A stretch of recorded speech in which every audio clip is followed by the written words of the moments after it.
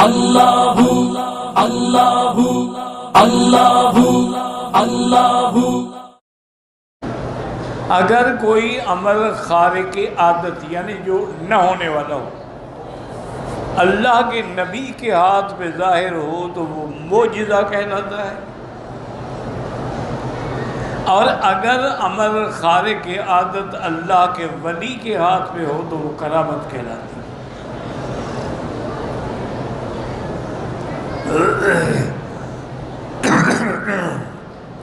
اور یہ بھی ذہن میں بٹھا لیں کہ معجزات انبیاء برحق ہیں، ان کا منکر کافر ہے، چونکہ معجزات قرآن میں موجود ہیں، نصوص قطعیہ سے ثابت ہیں، احادیث متواترہ سے ثابت ہیں۔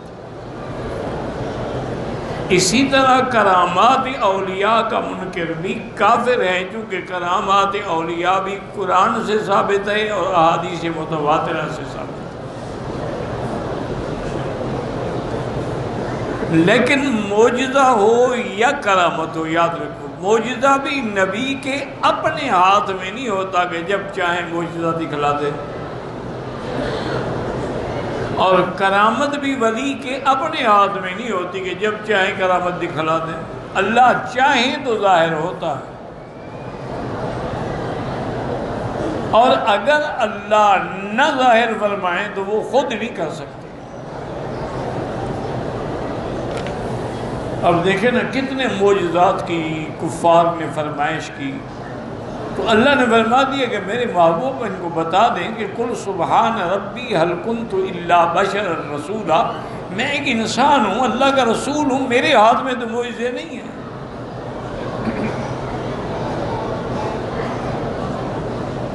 تو اس لیے اچھا کبھی ایسا بھی ہوتا ہے کہ پیغمبر نہ چاہتا ہو پھر بھی معجزہ ظاہر ہو جاتا ہے، حالانکہ پیغمبر نہیں چاہتا۔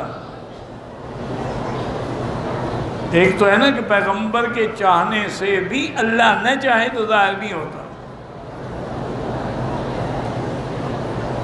کبھی پیغمبر خود نہیں چاہتے لیکن معجزہ ظاہر ہو جاتا ہے، جیسا کہ صحیح قرآن پاک کی آیات مقدسہ میں موجود ہے کہ موسیٰ علیہ السلام پر قوم نے الزام لگایا تھا، کیونکہ موسیٰ علیہ السلام نبی تھے، پیغمبر تھے، اور ہر پیغمبر با حیا ہوتا ہے، اس لیے وہ ہمیشہ اگر غسل فرماتے تو دور کہیں پہاڑوں میں چشمے میں چلے جاتے تھے۔ ان کی قوم کی عادت یہ تھی کہ مرد مردوں کے سامنے نہاتے تھے اور عورتیں عورتوں کے سامنے نہاتی تھیں، یعنی یہ کوئی عیب بھی نہیں سمجھا جاتا، ایک عام بات۔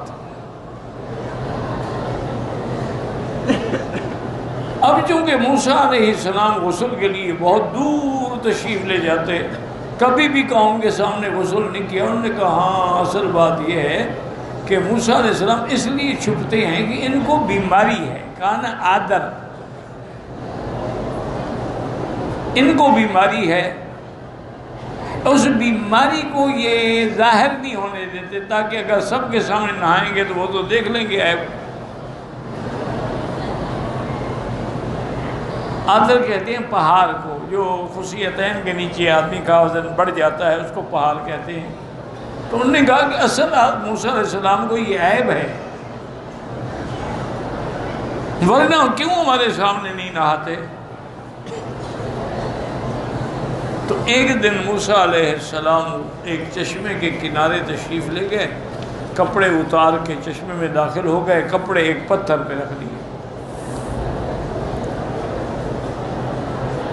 اور آپ غسل میں مصروف ہو گئے۔ جب غسل سے فارغ ہوئے دیکھا تو وہ پتھر جو ہے نا وہ کپڑے لے کے وہ تو بھاگ رہا ہے۔ اب دیکھیں موسیٰ علیہ السلام تو نہیں چاہتے نا کہ پتھر بھاگے،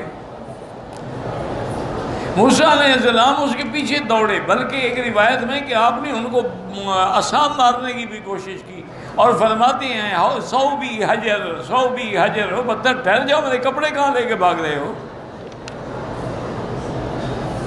لیکن وہ پتھر اللہ کے حکم سے بھاگ رہا تھا، کوئی ایسے تھوڑا بھاگ رہا تھا، وہ ایسے بھاگا دوڑا کہ موسیٰ علیہ السلام اس کو قابو نہ کر سکے، اور جہاں قوم کے بہت سارے لوگ بیٹھے ہوئے تھے وہی آ کے رک گیا۔ اب موسیٰ علیہ السلام جب سامنے آتے نے کہا یار موسیٰ علیہ السلام میں تو کوئی عیب نہیں۔ یہ قرآن میں ہے باقاعدہ کہ لا تکونوا کالذین آذوا موسیٰ فبرأہ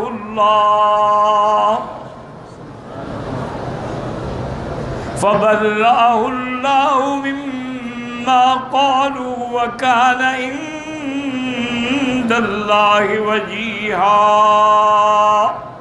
اللہ نے فرمایا ایمان والو تم بھی ایسا نہ کرو جیسے موسیٰ علیہ السلام کو نے ایذا پہنچائی، عیب لگایا، اللہ نے اسے عیب سے بری کر دیا چونکہ موسیٰ اللہ کے ہاں شان والے تھے۔ تو اب موسیٰ علیہ السلام تو نہیں چاہتے تھے لیکن معجزہ ظاہر ہو گیا، پتھر کا بھاگنا معجزہ ہی تھا، اور پھر پتھر ایسے طریقے سے بھی نہیں بھاگا بھی کسی جنگل میں چلا جائے، وہاں آیا جہاں آدمی بیٹھے ہوئے ہیں۔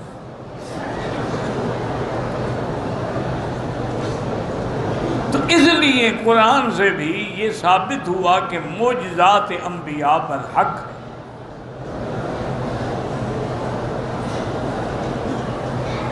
اللہ نے حضرت سلیمان علیہ السلام کی ہوا تابع کر دی، آپ کے حکم سے ہوا تخت کو لے کے اڑتی تھی، یہ تو معجزہ تھا آپ کا۔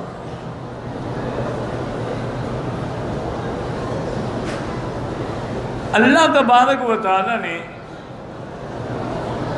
اسی طرح کرامات اولیاء جو ہیں وہ بھی برحق ہیں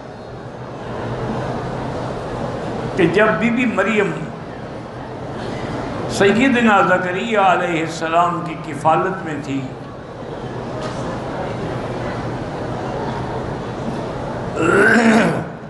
آپ ان کو کمرے میں چھوڑ کے جاتے، دروازہ بند کرتے۔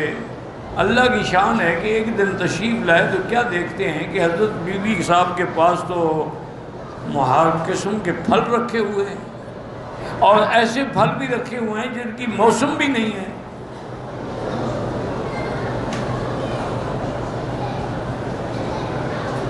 اب یہ بھی قرآن میں، حالانکہ اب دیکھیں بی بی مریم نبی تو نہیں ہے نا، ولیہ ہے، صدیقہ ہے، لیکن نبی تو نہیں۔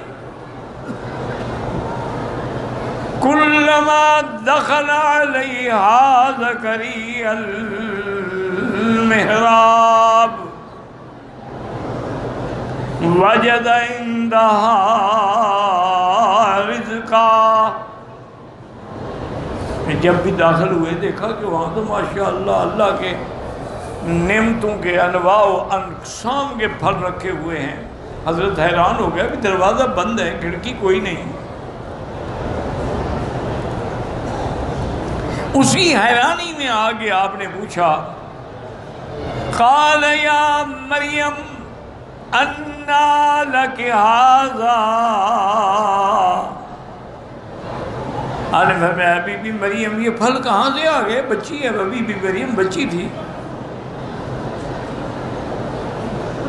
لیکن یاد رکھیں کہ وہ انبیاء کے گھرانے سے تعلق رکھنے والی بچی ہے، کوئی عام بچی تو نہیں ہے۔ امراۃ عمران کی منتوں سے اللہ نے وہ بچی عطا فرمائی ہے۔ تو فوراً بچی نے قالت هو من عند اللہ، یہ دیکھیں کہ بی بی ولیہ ہے، صدیقہ ہے، لیکن نہیں کہا کہ میری بزرگی ہے، نہیں کہا نہیں، یہ تو اللہ نے دیا ہے۔ اور آگے ایک بات یہ بھی بتا دی کہ آپ گھبرا کیوں رہیں گی موسم کے بغیر پھل؟ ان اللہ یرزق من یشاء بغیر حساب، اللہ جس کو چاہیں بغیر مدت کے، بغیر حساب کے، بغیر زمان، بغیر مکان کے عطا فرما دیں۔ تو یہ کرامت جو ہے یہ بھی قرآن سے ثابت ہے۔